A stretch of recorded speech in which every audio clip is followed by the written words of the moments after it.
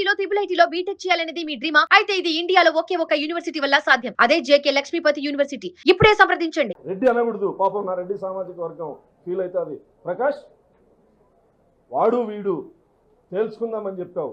నేను చెప్తా అన్నా నీకు నాకు మధ్య యుద్ధం. ఇది జీవితకాలం.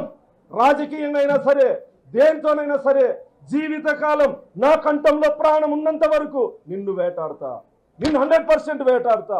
లేని ఆరోపణలు చేసి సమాజంలో నా గౌరవానికి భంగం కలిగించిన నిన్ను, నా ఆత్మగౌరవానికి దెబ్బ కొట్టిన నిన్ను వదిలిపెట్టే ప్రసక్తే లేదు. నీ అక్రమ ఆస్తుల దగ్గర నేనుంటా. నువ్వు చేసే రాజకీయ పోరాటం ఎలా చేస్తావో నేను చూస్తా.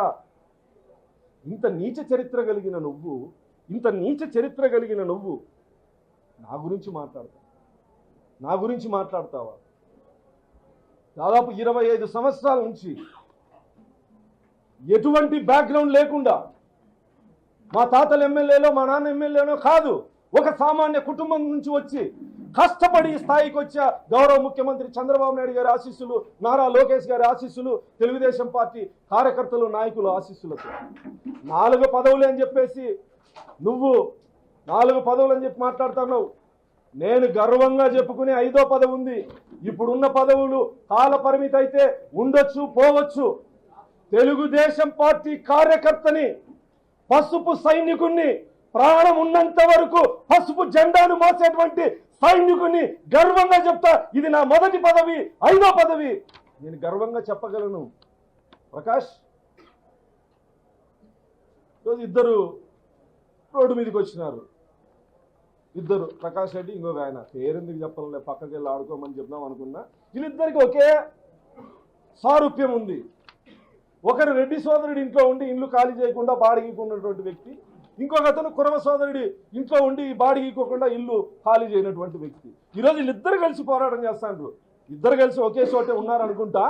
ఎవరు ఎక్కువ రోజులు బాడిగీకుండా ఉన్నామో అని చెప్పి సిగ్గుందా అసలు? ప్రజాప్రతినిధులుగా ఉండి రాజకీయాల్లో ఆదర్శంగా సమాజంలో ఉండాల్సినటువంటి మనం ఇంటికి నమ్మి ఇల్లు బాడిగలకు ఇస్తే బాడిగలు కట్టకుండా, మున్సిపాలిటీకి డబ్బులు కట్టకుండా ఆ ఓనర్లని చుక్కని చూపించిన మీరు ఇద్దరు వచ్చి పోరాటం చేస్తా అంటే సిగ్గనిపించలేదా మీకు అసలు? ప్రకాష్ రెడ్డి, నీ కుటుంబ చరిత్ర, మీ అన్నది ఇంకో చరిత్ర ఉంది. 800 రూపాయల కోసం లారీ డ్రైవర్తో తన్నలు తిన్నటువంటి నీ సోదరుడి చరిత్ర. 800 కోసం ప్రకాష్ సోదరుడు లారీ డ్రైవర్తో చెప్పు దెబ్బలు తిన్నాడు. ఇది తెలుసో తెలీదో మీ అందరికీ? తెలుసో తెలీదో? ప్రకాష్, నేను ఈ సందర్భంగా మాట్లాడుతా ఉన్నా. హెచ్చరిక అనుకుంటావో ఏమనుకుంటావో, ఈ పోరాటం నువ్వు కాదు, వెనక దాక్కున్నాడే నీ అన్న చంద్రశేఖర్ రెడ్డి.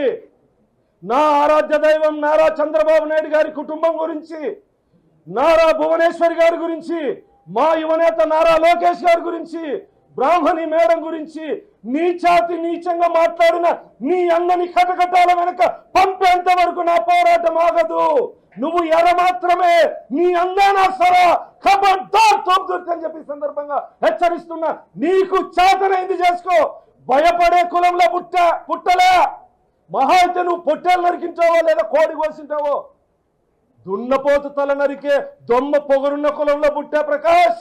భయం అనేది నాకు తెలీదు. పోరాటమే ఊపిరిగా ఇంతవరకు వచ్చా. నీలాంటి ఉడత ఊపుగాలని ఎంతో మందిని చూసా. భయపడే ప్రసక్తే లేదు. ఈ రోజు నుంచి ఈ రాయలసీమ ఫ్యాక్షన్ చరిత్రలో కానీ గొడవల్లో కానీ రెడ్డికి గొడవ ఉండొచ్చు, రెడ్డికి కమ్మకి గొడవ ఉండొచ్చు, మాదిగకి రెడ్డికి గొడవ. నువ్వు ఫ్యాక్షన్ అని పేరు పెట్టుకుంటావో, ఏం పేరు పెట్టుకుంటావో, ఎంఎస్ రాజు మాదిగా, తోపుతుర్తి ప్రకాష్ రెడ్డి అని నేను అనను. ఆ సామాజిక వర్గం బాధపడుతుంది, వాళ్ళు నిజంగానే బాధపడుతున్నారు. ఇలాంటి నీచ్ కమింగ్ ఆ కులంలో పుట్టడం వల్ల వాళ్ళ ఆత్మగౌరవాన్ని కూడా దెబ్బతీస్తున్నాడని చెప్పేసి గౌరవ ముఖ్యమంత్రి చంద్రబాబు నాయుడు గారు, మా యువనేత నారా లోకేష్ గారు రాష్ట్ర అభివృద్ధి కోసం అహర్నిశలు కష్టపడతా ఉంటే, పరిశ్రమలు ఒకవైపు, రాజధాని ఒకవైపు, టార్గెట్ లోకేష్ అని ఆ కూత నీ నోటి నుంచి వచ్చే ముందు ఎంఎస్ రాజు గుర్తుకు రావాలి ప్రకాష్, ఎంఎస్ రాజు గుర్తుకు రావాలి. నీ టార్గెట్ లోకేషా, మాతో తెలుసుకోవా నీ మగతనం ఏందో. నీ కథ చూస్తా అని స్థాయిని మరిచి కేవలం ఉనికి కోసం వైఎస్ఆర్ కాంగ్రెస్ పార్టీలో ఉనికిని కోల్పోయి ఫ్రస్ట్రేషన్లో ఉన్నటువంటి ఒక వ్యక్తి కేవలం నారా లోకేష్ గారిని మాట్లాడితే లేదా గౌరవ ముఖ్యమంత్రి గారిని మాట్లాడితే ఉనికిలో ఉంటాను, వైఎస్ఆర్ కాంగ్రెస్ పార్టీ గుర్తిస్తుందనేటువంటి భ్రమంలో నారా లోకేష్ గారి మీద, శాసనసభ్యుల మీద అసత్యపు ఆరోపణలు చేయడం జరిగింది. సత్యసాయి జిల్లా తెలుగుదేశం పార్టీ అధ్యక్షుడిగా మా యువనేత నారా లోకేష్ గారి మీద అసత్యపు ఆరోపణలు చేస్తే ఖండించాల్సినటువంటి బాధ్యత, తిరుగుబాటు చేయాల్సినటువంటి బాధ్యత, మాట్లాడాల్సినటువంటి బాధ్యత ఒక పార్టీ జిల్లా అధ్యక్షుడిగా నాకుంది. నా శాసనసభ్యుల మీద మాట్లాడినప్పుడు, మా యువనేత నారా లోకేష్ గారి మీద మాట్లాడినప్పుడు నువ్వు ఇష్టానుసారం మాట్లాడితే నీలాంటి వాడిని చంపాల్సినటువంటి అవసరం, దౌర్భాగ్యం నారా లోకేష్ గారికి ఎందుకు ఉంటుందని చెప్పడం జరిగింది.